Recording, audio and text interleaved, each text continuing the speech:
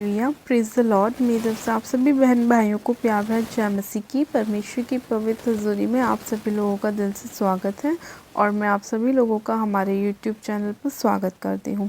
मेरे प्रिय भाई बहनों, हमारा आज का जो वचन है वो विशेष हमारे ऐसे भाई बहनों के लिए है जो लोग बहुत सारी परेशानियों में हमेशा रहते हैं।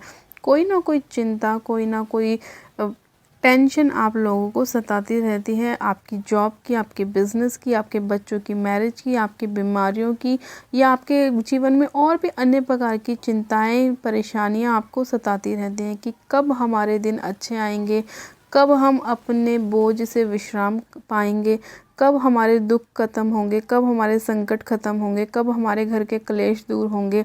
आज बहुत सारे लोगों के जीवन में ये अलग अलग प्रकार की समस्याएं, परेशानियां हैं। तो आज जो परमेश्वर का वचन है वो हमारे ऐसे ही भाई बहनों के लिए है कि परमेश्वर आज अपने वचन के द्वारा उनकी सारी निराशाओं को, उनकी परेशानियों को, उनके दुखों को परमेश्वर दूर करेगा और उनके जीवन में अपने आनंद को, अपनी शांति को, अपने प्रेम को, अपने धीरज को परमेश्वर लेकर आएगा। तो आज हम बाइबल में से जब वचन को पढ़ेंगे तो वो वचन हमारे जीवन में 100 गुना ब्लेसिंग को लेकर आएगा और परमेश्वर हमसे बात करेगा मेरे प्रिय भाई बहनों। और उसके बाद हम प्रार्थना में भी चलेंगे कि परमेश्वर हमारे जीवन में तो अद्भुत रीति से कार्य कर और पिता तेरी इच्छा हमारे जीवन में पूरी होने पाए प्रभु, क्योंकि मेरे खुदावन यीशु राजा जो कल्पनाएं आप हमारे लिए करते हैं वो बहुत ही अच्छी होती हैं, हमारे लाभ के लिए होती हैं। हालेलुया। तो आइए मेरे प्रिय भाई बहनों, हम बाइबल में से एक वचन को पढ़ते हैं। हम पढ़ेंगे मत्ती की पुस्तक, उसका 11 अध्याय और उसकी 28 से 30 आयत को। परमेश्वर का वचन कहता है, हे सब परिश्रम करने वालों और बोझ से दबे हुए लोगों, मेरे पास आओ, मैं तुम्हें विश्राम दूंगा। मेरा जुआ अपने ऊपर उठा लो और मुझसे सीखो, क्योंकि मैं नम्र और मन में दीन हूँ, और तुम अपने मन में विश्राम पाओगे, क्योंकि मेरा जुआ सहज और मेरा बोझ हल्का है। आमेन। हालेलुया। परमेश्वर के आज के इस प्यारे और सुंदर वचन के लिए हम पिता परमेश्वर का दिल से धन्यवाद करते हैं। मेरे प्रिय भाई बहनों, परमेश्वर का वचन कहता है कि हे सब परिश्रम करने वालों और बोझ से दबे हुए लोगों, मेरे पास आओ, मैं तुम्हें विश्राम दूंगा। परमेश्वर ने कहा कि जितने भी तुम लोग अपने बोझ से दबे हुए हो, निराशाओं में हो, परेशानियों में हो, कलेशों में हो, संकटों में हो, या जो भी बीमारी आपको तंग कर रही है, उन सभी से जितने लोग परेशान हैं वो सब लोग मेरे पास आओ। प्रभु ने कहा कि मेरे पास आओ और मैं तुम्हें क्या दूंगा? विश्राम दूंगा। यानी कि प्रभु यीशु मसीह अपने वचन के द्वारा ये आपको कहने की कोशिश कर रहे हैं कि जब तुम मुझे ग्रहण करते हो, मुझे अपना उद्धारकर्ता ग्रहण करते हो, तो मैं तुम्हारे जीवन से तुम्हारी सारी निराशाओं को क्या करता हूँ? दूर करता हूँ। मैं तुम्हें उन सभी तुम्हारे बोझों से क्या करता हूँ? तुम्हें विश्राम देता हूँ। तुम्हारी सारी निराशाओं से तुम्हें बाहर निकाल के लाता हूँ। तुम्हारी सारी शर्मिंदगियों को मैं दूर करता हूँ। हर एक फेलियर जो तुम्हारे जीवन में स्पिरिट काम करती है, फेलियर की, जो तुम्हें आगे नहीं बढ़ने देती, जो तुम्हें बार बार रिजेक्शन देखने के लिए मजबूर करती है, उन सभी अंधकार की ताकतों से मैं तुम्हें क्या करता हूँ? विश्राम देता हूँ, तुम्हें बाहर लेकर आता हूँ। आज मेरे प्रिय भाई बहनों, बहुत से भाई बहनों के जीवन में अलग अलग प्रकार की समस्याएं हैं। बहुत ज़्यादा लोग आज टेंशनों में हैं, डिप्रेशन के अंदर हैं, उनके जीवन में कुछ भी चीज़ें अच्छी नहीं हो पा रही हैं। उसका रीज़न यही है कि परमेश्वर का उद्धार उनके जीवन में नहीं है। इसीलिए वो लोग यहाँ वहाँ भटकते हैं और फिर भी उनके जीवन में कोई भी शांति नहीं आ पाती। चाहे वो कितना भी विदेश घूमने चले जाएं, कितनी भी अन्य जगहों पे घूमने चले जाएं, लेकिन फिर भी उनको अपने मन में शांति नहीं मिलती, अपने मन में विश्राम नहीं मिलता। इसीलिए मेरे प्रिय भाई बहनों, हमें वचन की नॉलेज, वचन की बहुत ज़रूरत है, उस पर मनन करना। इसलिए परमेश्वर ने अपने वचन में कहा कि हे सब परिश्रम करने वालों और बोझ से दबे हुए लोगों, मेरे पास आओ, मैं ही तुम्हें विश्राम दूंगा। परमेश्वर का वचन कहता है कि मेरा जुआ अपने ऊपर उठा लो और मुझसे सीखो, क्योंकि मैं नम्र और मन में क्या हूँ? दीन हूँ। मेरे प्रिय भाई बहनों, आपको एक बात समझने की बहुत ज़रूरत है। परमेश्वर ने कहा कि मुझसे सीखो कि मैं नम्र और मन में बहुत दीन हूँ। परमेश्वर ने कहा कि मैं क्या हूँ? नम्र और दीन हूँ। आज लोग क्या है? कठोर है दूसरों के प्रति, वो नम्रता नहीं दिखाते, वो लोग एक दूसरे की हेल्प नहीं करते, एक दूसरे का आदर नहीं करते। तो परमेश्वर ने क्या कहा कि मुझसे सीखो कि मैं कैसा हूँ, मैं नम्र और दीन हूँ।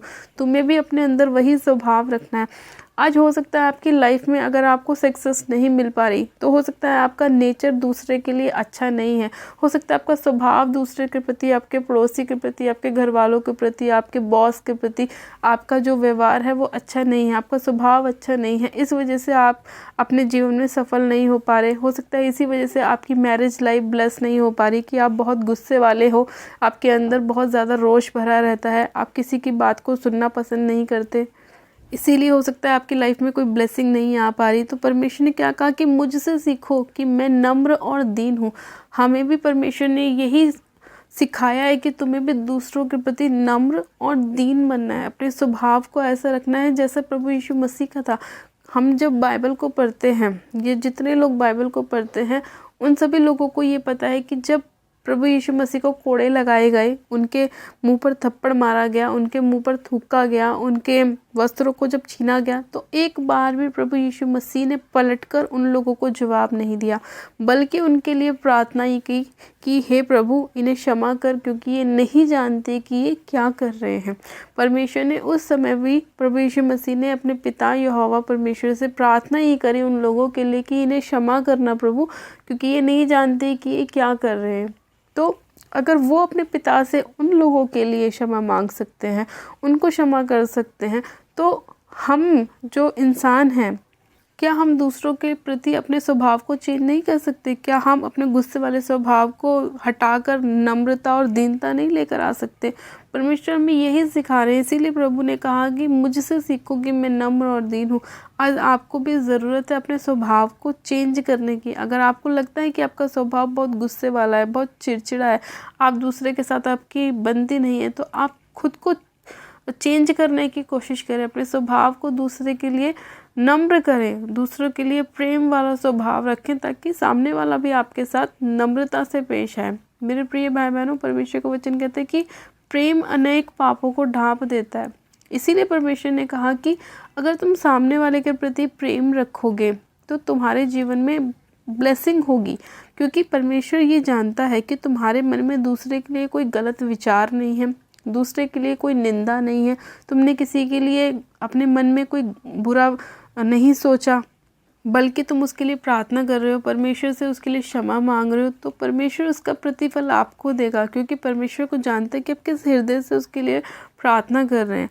तो अपने स्वभाव को ना दीन और नम्र रखें। जब भी आप परमेश्वर के सामने जाएं, उसकी हजूरी में उपस्थित हो, तो अपने आप को बिल्कुल दीन और नम्र करें और परमेश्वर से प्रार्थना करें कि प्रभु मुझ पर दया कर। और सामने वाले के लिए भी आपको ऐसा ही करना है, उसके साथ भी आपको अपना स्वभाव ऐसा ही रखना है, दीन और नम्र वाला। चाहे आपके ऑफिस में आपका बॉस आपको कुछ भी कहता हो, लेकिन आपको चुप रहना है, आपको उसके सामने दीन और नम्र रहना है। जब वो देखेगा कि मैं इसको इतना कह रहा हूँ लेकिन ये फिर भी दीन और नम्र है, तो वो अपने आप शांत हो जाएगा, वो अपने आप आपको कुछ नहीं कहेगा। अगर आपकी गलती भी होगी तो भी वो आपको कुछ नहीं कहेगा, क्योंकि आप दीन और नम्र हैं। तो अपने स्वभाव को आप चेक करिए, क्योंकि कहीं ना कहीं आप अपने स्वभाव की वजह से ही परेशानियों में और निराशाओं में आ जाते हैं।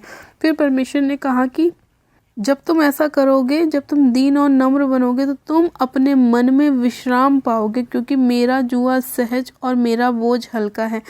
जब हम अपने आप को दीन और नम्र करते हैं, तो परमेश्वर ने भी इस वचन में कहा कि तुम अपने मन में विश्राम पाओगे, तुम अपने जीवन में शांति को पाओगे। जब तुम अपने स्वभाव को चेंज करोगे, अपने बिहेवियर को चेंज करोगे, अपने उठने बैठने को चेंज करोगे, तो तुम लोग भी क्या पाओगे? अपने मन में विश्राम पाओगे। जो आपको लगता है ना कि कहीं ना कहीं मेरी ही गलती है, लेकिन आप मानने से इनकार करते हो, तो उस चीज़ को एक्सेप्ट करना सीखो, उस चीज़ को मानना सीखो। अगर आपकी गलती नहीं भी है तो भी आप बोलो कि ठीक है, मैं दोबारा उस चीज़ को नहीं करूँगा। आप अपने स्वभाव को देखो कि आप कैसे स्वभाव वाले व्यक्ति हो। अगर आपका स्वभाव दूसरे के प्रति बहुत दीन और नम्र है, तो आपके सामने वाले के साथ एक अच्छा रिश्ता बन सकता है। अगर आप कठोर हैं तो आपका सामने वाले के साथ लड़ाई और झगड़ा ही बना रहेगा, और फिर आप अपने मन में शांति नहीं पाएंगे। इसलिए परमेश्वर ने कहा कि अपने मन में तुम शांति जब भी पाओगे जब तुम मेरे जैसा दीन और नम्र बनोगे।